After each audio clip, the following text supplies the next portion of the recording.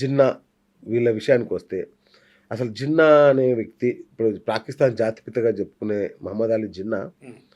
హిందూ అని, అతను మన హిందువులు ఆచరించి అన్నీ చేసేవాడని, అంటే పంది మాంసం తినడం ఇట్లాంటివి కూడా చేసేవాడనే రూమర్స్ కూడా నేను విన్నాను. నిజంగా అతను హిందువా? ఎందుకంటే జిన్నా అనేది మన భారతీయ సాంప్రదాయం ముఖ్యంగా గుజరాతీ వాటిలల్లో ఎక్కడో ఉండే ఒక ఇంటి పేరులాగా కూడా చెప్తారు. ఇక్కడ మనం ముఖ్యంగా జిన్నా గురించినటువంటి ప్రస్తావన ఎక్కడెక్కడ వచ్చింది అనేటువంటి గ్రంథాలను మనం పరిశోధిస్తే గత చరిత్రకారులు, నిజమైనటువంటి చరిత్రకారులు రైట్. పొందుపరిచినటువంటి అంశాలను మనం గమనిస్తే జిన్నా పూర్వీకులు అంటే జిన్నా తాతగారు, ఆయన పేరు ప్రేమ్జీ మహర్జీ టక్కర్. ఈయన గుజరాత్కు చెందినటువంటి ఒక రాజ్పుత్ వంశానికి చెందినటువంటి వ్యక్తి. అయితే ఏదో ఒక అనుకోకుండా అతను చేపల వ్యాపారం చేసేవాడు. ఓకే. చేపల వ్యాపారం, అందులో ఆయన కలిసి వచ్చింది. పెద్ద షావుకర్ అయినాడు, కోట్లు గడించాడు. ఓకే. అంటే గుజరాత్ అంతా ఆల్మోస్ట్ నీకు చేపల వ్యాపారమే ఉంటుంది. అవును. గుజరాత్ చేపల వ్యాపారానికి వాళ్ళు పాకిస్తాన్ బార్డర్ దాకా పోయి ఇరుక్కుపోయి కష్టాలు పడి నష్టాలు పడి వచ్చినటువంటి వాళ్ళు. అదొక పెద్ద మాఫియా. అటువంటి మాఫియాలో పనిచేశాడు ఎవరు? ఈ ప్రేమ్జీ మహర్జీ టక్కర్. చేపల వ్యాపారం చేసి కోట్లు గడించాడు. ఓకే. అయితే ఇతను రాజ్పుత్ వంశానికి చెందినవాడు అయినప్పటికీ వెజిటేరియన్, నాన్ వెజిటేరియన్స్ కూడా కాదు, వీళ్ళు వెజిటేరియన్స్. ఓకే. ఆ కుల పెద్దలు ఇతన్ని కులంలో నుంచి వెలివేశారు. ఓకే. వెలివేస్తే ఏం జరిగింది అంటే ఇతను కొంతకాలం గమ్మున ఉన్నాడు. ఒక స్థాయికి వెళ్ళిన తర్వాత నన్ను మళ్ళా అంటే ఇతను సంపాదన ఆకలి తీరిన తర్వాత నన్ను మళ్ళా కులంలో చేర్చుకోండి అని చెప్పేసి కుల పెద్దలను పోయి అడిగాడు. ఓకే. అడిగితే కుల పెద్దలు ఒప్పుకోలేదు, ఇతని కులంలో చేర్చుకోలేదు. ఈ అవమానాన్ని భరించలేక వీళ్ళు ఇస్లాం మతాన్ని పుచ్చుకొని షియా శాఖలో కంటిన్యూ అయినారు. ఇస్లాం మతాన్ని పుచ్చుకొని షియా శాఖలో కంటిన్యూ అయినాడు. ఇది తమాషా. మనం ఏం మాట్లాడుకున్నాం? జిన్నా తాతగారి గురించి మాట్లాడుకున్నాం. జిన్నా నాన్న పేరు ఏం పేరు అంటే జిన్నా పూంజ. అమ్మ పేరు ఏంద్రా అంటే మితీభాయ్. వీళ్లకు ఒకే కూతురు జిన్నాకు. అమ్మాయి పేరు దీనా జిన్నా. ఓకే. జిన్నాకు టీబీ. ఓకే. అయితే ఉన్నత చదువులు చదువుకొని వచ్చాడు ఇది బయట దేశాల్లో. ఇతను పనేలా అనేటువంటి గుజరాత్లోని ఒక చిన్న గ్రామంలో జన్మించాడు. పనేలా అది మహాత్మా గాంధీ పుట్టినటువంటి పోర్బందర్కు దగ్గర. ఈ విధంగా మహాత్మా గాంధీకి జిన్నాకు మధ్య ఒక ప్రాంతీయ దగ్గర ప్రేమ ఉంది. తమాషా ఏంటంటే జిన్నాకు మసీదుకు పోయి ప్రార్థనలు చేసే, నమాజ్ చేసే అలవాట్లేదు. ఓకే. జిన్నాకు ఉర్దూ రాదు. ఓకే. జిన్నా సంతకం కూడా గుజరాతీలోనే పెడతాడు. ఈ విషయాలు అందుకే కావచ్చు ఆయన ప్రసంగాల్లో అంతగానో. డైరెక్ట్ యాక్షన్ డే అని ప్రకటించి కొన్ని లక్షల మంది మరణాలకు కారణమైనటువంటి వ్యక్తి జిన్నా. వారిని హిందూ మతంలో తిరిగి చేర్చుకోకపోవడం వల్ల హిందూ మతం మీద ఉన్నటువంటి ఒక ద్వేషభావాన్ని డెవలప్ చేసుకొని ఆయన ఈ దేశాన్ని 2 భాగాలు చేశాడు. దానికి మహాత్మా గాంధీ సహకరించారు దేవుడి దయ వల్ల. ఎందుకంటే వీళ్ళిద్దరూ ఒకే ప్రాంతానికి చెందినవాడు కాబట్టి. ఇట్లా జిన్నా అనే ఒక వ్యక్తి హిందూ మతం అంటే ఆయన మారలేదు, వాళ్ళ పూర్వీకులు హిందూ మతం నుంచి ఇస్లాం మతంలోకి మారిపోయారు. ప్రయత్నించారు మళ్ళీ రావాలని, కానీ వీళ్ళు తీసుకోలేదు. ఆ రోజుల్లో ఉన్నటువంటి నెహ్రూ పేరు ఘాజీ అని, అసలు ఆయన హిందువే కాదని, ఇట్లా రకరకాలు ఉంటాయి. నిజమా? అది కూడా వాస్తవం. అవునా? ఈ వాస్తవాన్ని ఆ భారతీయ ప్రజలు కనుక్కోవడానికి 75 సంవత్సరాలు పట్టింది. 5 సంవత్సరాలు పట్టింది. 75 సంవత్సరాలు. కొన్ని అంతే. ఆయన కాశ్మీరీ పండిట్ అంటారు కదా ఆయనని.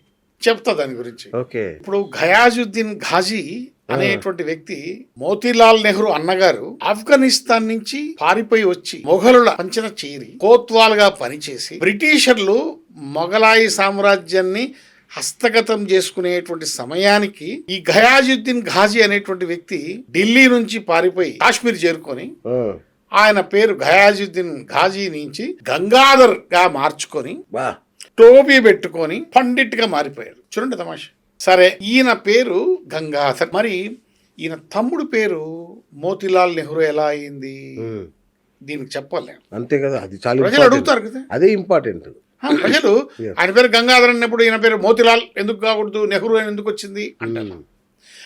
ఈ వీళ్ళంతా నెహర్ అంటే జమునా నది ప్రాంతాన నివసించే వాళ్ళను నెహర్ అంటారు. అచ్చచ్చచ్చ. ఓకే. నదీ ప్రాంతంలో నివసించే వాళ్ళు నెహర్ అంటారు. ఓకే. అందుకనే వాళ్ళు నెహ్రూ అనేటువంటిది వాళ్ళకు ఆ పదం వచ్చింది. ఓహో!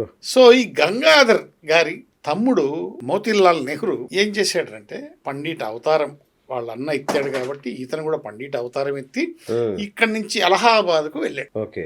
అలహాబాద్లో ఒక సీనియర్ లాయర్ దగ్గర కోర్టు గుమాస్తాగా చేరాడు. రైట్. ఆ సీనియర్ లాయరు ఇతని అదృష్టం కొద్దీ అతని దురదృష్టం కొద్దీ మరణించాడు. ఓకే. ఎవరి అదృష్టం కొద్దీ? మోతీలాల్ నెహ్రూ అదృష్టం కొద్దీ ఆ సీనియర్ లాయర్ తన దురదృష్టం కొద్దీ మరణించాడు. ఆయనకు రెండో భార్య చాలా అందంగా ఉంటుంది. ఆ రెండో భార్యని ఇతను వివాహం చేసుకున్నాడు. ఎవరు? మోతీలాల్ నెహ్రూ. ఓకే. ఇక్కడ ఇంకో చిన్న ట్విస్ట్ ఉంది. ఈ మోతీలాల్ నెహ్రూ ఆ రెండో భార్యని వివాహం చేసుకునేటువంటి సమయానికి ఆ సీనియర్ లాయర్కు ఈ రెండో భార్యకు ఒక కొడుకు పుట్టాడు. వాడికి ఇతని పేరు మోతీలాల్ నెహ్రూ కదా, జవహర్ లాల్ నెహ్రూ అని పెట్టాడు. అంటే మోతీలాల్ నెహ్రూ పుట్టలే, జవహర్ లాల్ నెహ్రూ ఎవడికో పుట్టాడు. సో వాడికి ఆ పేరు పెట్టారు. నిజమా ఇది? అంటే నమ్మశక్యం కనబడట్లేదు అన్నగారు. నీకు 2 గ్రంథాలు చెప్తా. ఒకటేమో the Indian war of independence అనేటువంటి పుస్తకం ఎన్కే సింగ్ రాశాడు. రెండోది భారత్ టు ఇండియా అనేటువంటిది ఎంకే అగర్వాల్ అని ఒక చరిత్రకారుడు రాశాడు. ఈ చరిత్రకారులు ఎవరు? అమ్ముడు పోయిన బ్యాచ్ కాదు, ఏ రాజకీయ పార్టీకి చెందినటువంటి వ్యక్తులు కాదు. ఓకే. ఈ పుస్తకాలు ప్రచురమైంది ఎప్పుడు? బీజేపీ వచ్చిన తర్వాత ప్రచురం కాలే. కాంగ్రెస్ పార్టీ అధికారంలో ఉన్నప్పుడే ఈ పుస్తకాలు 2 గ్రంథాలు ప్రచురమైనవి. ఒకవేళ ఇవి అబద్ధాలు అయితే వాళ్ళు అబ్జెక్షన్ చేసి ఉండొచ్చు, ఎందుకు చేయలేదు? ఆ విధంగా మోతీలాల్ నెహ్రూ అనబడే కుమారుడు జవహర్ లాల్ నెహ్రూ గారు రాజకీయంగా ఎదగాలనేటువంటి ఉద్దేశంతో అలహాబాద్ నుంచి ఢిల్లీకి వెళ్ళారు. అక్కడ రాజకీయంగా ఆయన వెలుగు చూస్తూ పోతున్నటువంటి సమయంలో ఆయనకు ఒక కుమార్తె కలిగింది. ఆమె పేరు ఇందిరా ప్రియదర్శిని. ఏం పేరు? Indira Priyadarshini. Please note this point you're on. ఈమె ఒక వ్యక్తిని ప్రేమించి వివాహం చేసుకుంది. అతని పేరు ఫిరోజ్ ఖాన్. ఒక వ్యక్తిని ప్రేమించి పెళ్లి చేసుకున్నప్పుడు భర్త పేరు ఇంటి పేరుగా వస్తుందా, దారిలో పోయేటువంటి వ్యక్తి ఇంటి పేరు వస్తుందా? భర్త పేరు రావాలా? మరి అప్పుడు ఇందిరా ఖాన్ కదా రావాలి. ఫిరోజ్ ఖాన్ పెళ్లి చేసుకున్న తర్వాత ఇందిరా ఖాన్ కదా రావాలి. ఓకే, వీళ్ళిద్దరు విడిపోయారు, విడాకులు తీసుకున్నారు. ఖాన్ పక్కన పెట్టారు. అప్పుడు ఈమె పేరు ఏం రావాలి? ఇందిరా నెహ్రూ అని రావాలి. అది కూడా రాలే. చివరికి ఏమైంది? దీని వెనక కథ సృష్టించారు. నెహ్రూ ఫిరోజ్ను ఇందిరాగాంధీ ఒక నిమిషం, నెహ్రూ వీళ్ళిద్దరు ప్రేమ వివాహాన్ని వ్యతిరేకించాడు. అప్పుడు గాంధీ మహాత్ముడు దీన్ని అడ్డుకట్ట వేసి ఇందిరాను అడాప్ట్ చేసుకొని ఒప్పించి మెప్పించి వివాహం చేశాడు అని చెప్పారు. అరే, నెహ్రూ ప్రోగ్రెసివ్ థాట్లో ఉన్నటువంటి వ్యక్తి కదా. ప్రోగ్రెసివ్ థాట్లో ఉన్నటువంటి వ్యక్తి తన కూతురు ప్రేమించినటువంటి, అది కూడా ముస్లిం కాదు కదా, ఒక పార్సీ. ఒక పార్సీని వివాహం చేయడానికి అభ్యంతరం ఏముంది అతనికి? ఎందుకు అతను అడాప్ట్ చేసుకోవాలి? ఎందుకు వీళ్ళిద్దరికి ఆయన వివాహం చేయాలి? ఈయన ప్రోగ్రెసివ్ థాట్ ఏమైంది? సో ఈ లెక్కన ఇది కట్టుకథ అయి ఉండాలి. కట్టుకథలు సృష్టించారు. చెప్తాను, ఇంకా చాలా ఉంది విషయం. అవునా? ఓకే. ఈ విధంగా ఖాన్ను కట్ చేసేసి గాంధీని తగిలించుకున్నారు. అంటే కొన్ని రైళ్లు పోతున్నప్పుడు కొన్ని స్టేషన్లో బోగీలు వదిలేసి వేరే బోగీలను అతుక్కొని పోతా ఉంటాయి. అట్లా ఖాన్ను వదిలేసేసి గాంధీని తగిలించుకున్నారు. సరే, గాంధీని తగిలించుకున్నావు, బాగానే ఉంది. ఇందిరాగాంధీ, నీకు పిల్లలు పుట్టారు, రాజీవ్ గాంధీ, సంజయ్ గాంధీ. సరే, రాజీవ్ గాంధీ భార్య పేరు ఏం పేరు? సోనియా గాంధీ, క్రిస్టియన్. సంజయ్ గాంధీ భార్య పేరు ఏం పేరు? మేనకా గాంధీ, ఎవరు? సిక్. ఇప్పుడు ఏమైంది? రాజీవ్ గాంధీకి ఒక కుమార్తె కలిగింది. ఆమె పేరు ప్రియాంక గాంధీ. ఆమె పెళ్లి చేసుకుంది ఎవరు? రాబర్ట్ వాద్రి. వాడెవరు? క్రైస్తవుడు. అందరికీ గాంధీ వస్తుందా అండి? నాకు అర్థం కాదు. మీరు ఏ కులం మారినా, ఏ మతం మారినా గాంధీ వస్తుందా? గాంధీ ఏమైనా కులమా? గాంధీ కులం కాదు కదా. మరి మీరు ఏ కులంలో పెళ్లి చేసుకున్నా, ఏ మతంలో పెళ్లి చేసుకున్నా గాంధీని పేరు మీకు ఎట్లా వస్తుంది? సరే, ఇక్కడ చిన్న విషయం చెప్తా శ్రీనివాస్ గారు. I'm very serious about it. మొత్తం మీ కుటుంబం అంతా బాబర్ సమాధి చూడడానికి పోతారు, ఔరంగజేబ్ సమాధి చూడడానికి పోతారు, టిప్పు సుల్తాన్ సమాధి చూడడానికి పోతారు. అరే, ఫిరోజ్ గాంధీ మీ ఇంటి అల్లుడు, తాతగారు, మీ ఇంకోరో, మీ మేనమామ, ఇంకోడు నాకు తెలియదు. ఫిరోజ్ గాంధీ సమాధి ఎక్కడుందో ఆ సమాధిని చూడడానికి ఎప్పుడన్నా మీరు పోయారా అని అడుగుతున్నా. ఇంతకు మించిన ద్రోహం ఏమైనా ఉందా అని అడుగుతున్నా. What is this nonsense? చరిత్రలో ఇలాంటి భయంకరమైన కథనాలు చాలా ఉన్నాయి. ఇవి నేను మచ్చుకు చెప్తున్నానండి. ఇవి గాంధీ పేర్లతో జరుగుతున్నటువంటి ఒక పెద్ద కుంభకోణం.